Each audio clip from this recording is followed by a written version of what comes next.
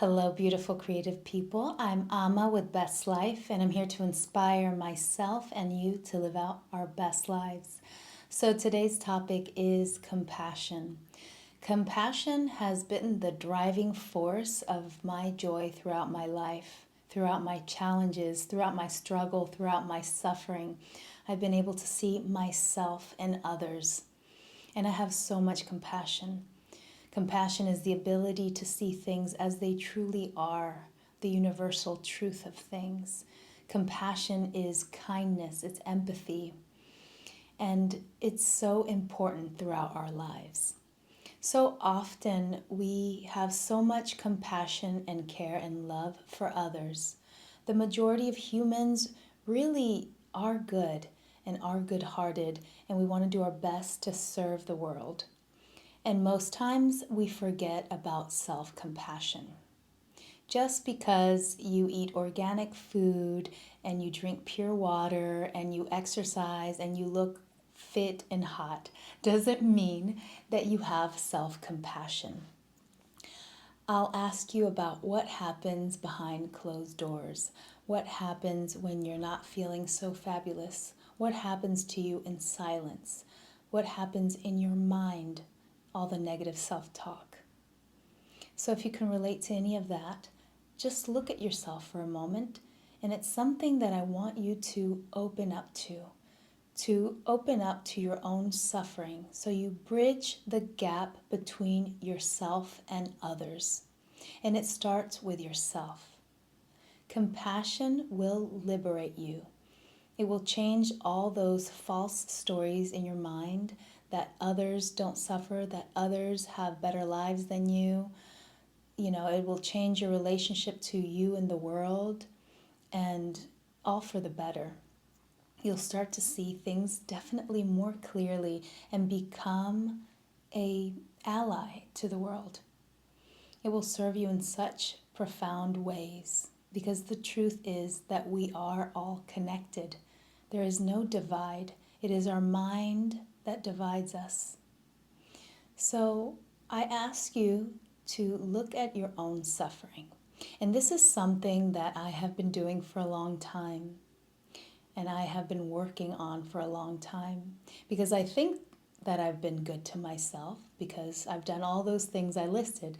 I try to have a healthy diet, and I've worked out, and I've done yoga, I've done retreats, and I try to stay fit, all that stuff. But still, I have so much suffering. So I represent the struggle, I represent suffering, and that's why I can talk about it.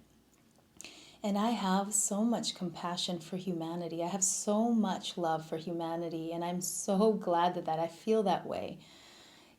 But oftentimes there's those days, if not every day, that we sit with ourselves and there's comparative thinking. This new generation of social media also makes it extra challenging that you look into other people's life through these filters and through whatever is posted, and we think that their lives are better than ours, or whatever story we come up. So if your stories are making you suffer, that's something that you need to look into and pause.